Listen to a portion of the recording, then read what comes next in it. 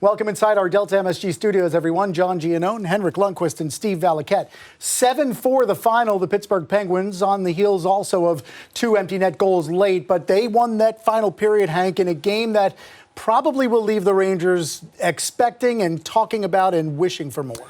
Yeah, well, you look at this game. To me, it's incredible to watch these two teams go at it offensively. They overwhelm each other in different stretches of the game. You had the first period belong to Pittsburgh, no question. The second period, the Rangers did so many things right.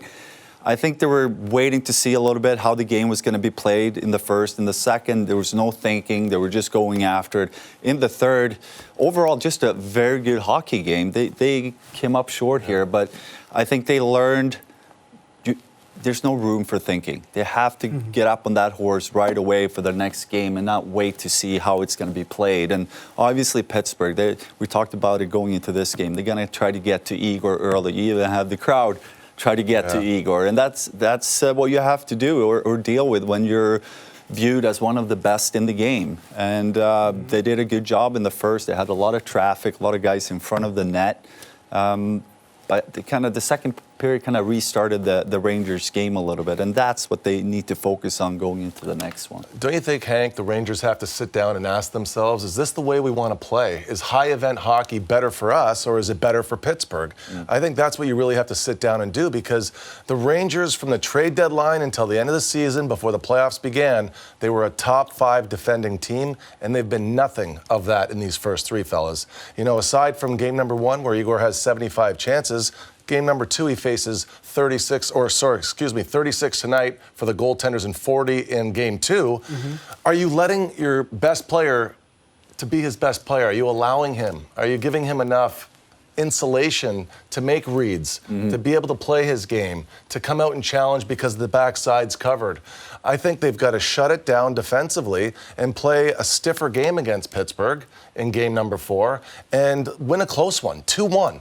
Play a playoff game. That's not a playoff game. Let's not kid ourselves. But it's this year's playoffs games. We've seen many games in this playoff with the winning team scoring 5, 6, 7 goals. Well, 8 goals. Well, I mean, come on. Washington shouldn't score 6 on Florida. It's happening. We'll go around. I know it's happening, but Florida's trying to do the same thing to Washington, and it's not favorable. The one thing I've never seen in the last 20 years in playoffs is offense outlast defense in a 7-game series. I haven't seen it yet. Until it happens, we'll have a new trend, but we don't have that right now. You can still do it, but you need to make sure you pay attention to the small plays that needs to be made in your own end. And if you look at a couple of the goals that the Penguins scored today, they swung past the puck or they even lost the puck going up ice. And when you make mistakes like that, that's going to really hurt you. Yeah. But you can still go for it offensively because that is the trend in hockey today, and there's a lot of skilled, creative players, so they want to do it. But you have to make sure you take care of the little things in your own end. But do you think that the Rangers are playing this way because Louie Domingue's in net and they just want to get offense because they think they can score 5 or 6? Good question. I think it's obviously in the playoffs, sometimes you let the emotions carry yourself away a little bit. You hear the crowd, you feel the intensities, you want to do so much and you want to go at it and instead of just, make smart plays. But I agree with you. For the Rangers to have success, they need to be a little bit smarter with the puck and without the puck. Yeah, look, the story of the first period was controversy and penalties and maybe some missed calls, and there was definitely swings, but they were all in Pittsburgh's favor, and it was a tough way to start. I mean, you start this hockey game with the best intentions. The net comes off here from Nemeth. Brock McGinn scores.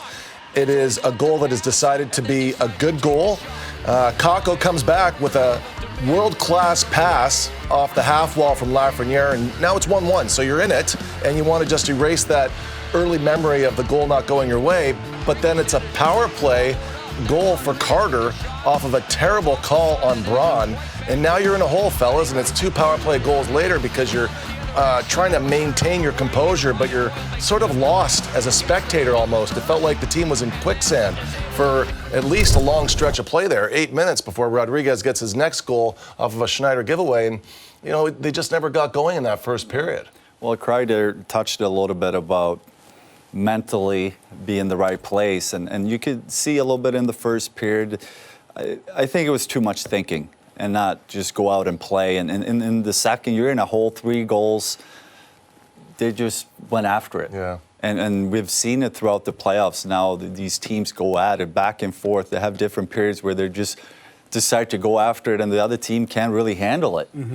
So you have to make the right read here going into Game 4. To your point earlier, how do we want to play? Do we want to go after them? I think you should and be physical on their D, but again, a couple mistakes here in their own end really cost them because they are a skilled defensive team. If Pitt's going to keep running like that, counterpunch against them, but don't trade chances off the rush. I think Pittsburgh's actually a better rush team than the Rangers. They're better. They've got more star guys that know how to wind. I'd rather them just shut it down and play a defensive game in Game 4.